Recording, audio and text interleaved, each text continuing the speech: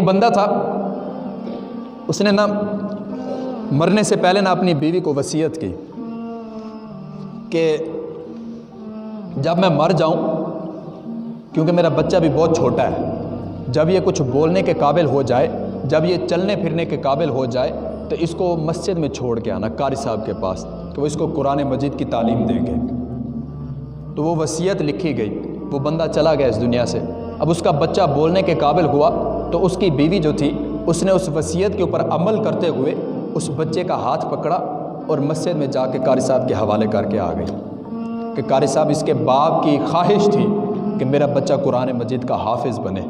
قرآن مجید کی تعلیم حاصل کرے، تو لہٰذا آپ اس کے باپ کی وصیت جو تھی، خواہش جو تھی، اس کو پورا فرما دیں، آپ اس کو قرآن مجید کی تعلیم دے دیں۔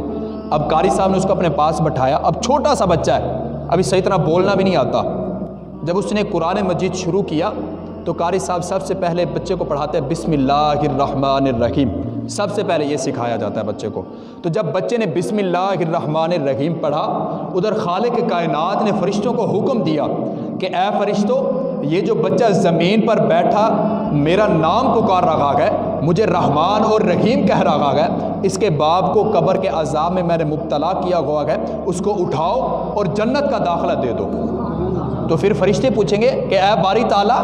یہ تو بڑا گناہ گار بندہ ہے، اس کو جنت کا داخلہ کیسا؟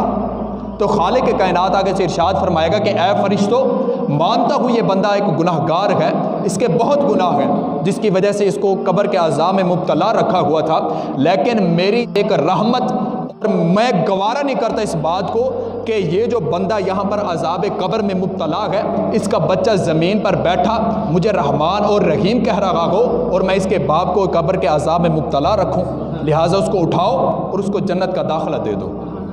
اس کو اٹھاؤ اور جنت کا داخلہ دے دو۔ اب یہ بات ہمیں کیا سمجھ لگتی ہے کہ ہمارے بچے نے ABC تو نہیں پڑھی نا، یا اس نے کوئی انگلش کا لفظ تو نہیں بولا، قرآن مجید پڑھا ہے نا، تو پھر انعام کتنا بڑا ہوا گیا۔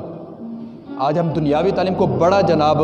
ایک پروٹوکول دے رکھے گئے، بڑا ٹائم دے رکھے گئے، لیکن دینی تعلیم جو اصل ہے اس کی طرف کسی کا رجحان ہی نہیں ہے، کسی بندے کا کوئی رجحان نہیں ہے۔ اور خدا را اس چیز کو سمجھ لیں اس چیز کو کہ قرآن مجید کے علاوہ، دین اسلام کے علاوہ، صحابہ کرام کے بتائے ہوئے طریقے کے علاوہ ہماری زندگی کچھ نہیں ہے، کچھ بھی نہیں ہے ہماری زندگی۔ جو بھی ہے،